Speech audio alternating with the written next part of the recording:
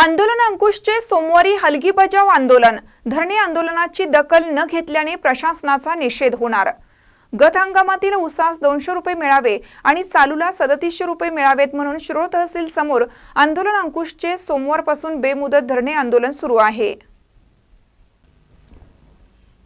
2 दिवसापूर्वी साखर सहसंचालक यांनी कारखानदार आणि आंदोलन अंकुशची बैठक लावणार असल्याचं सांगितलं होतं, पण बैठक लावली नाही। म्हणून येत्या सोमवारी 23 डिसेंबर रोजी हलगी बजाव आंदोलन करणार असल्याचे धनाजी चुडमुंगे यांनी आज पत्रकारांना सांगितले। धरणे आंदोलनाच्या 4थ्या दिवशी शिरोटी आणि हसूर गावचे शेतकरी आंदोलनात सहभागी झाले।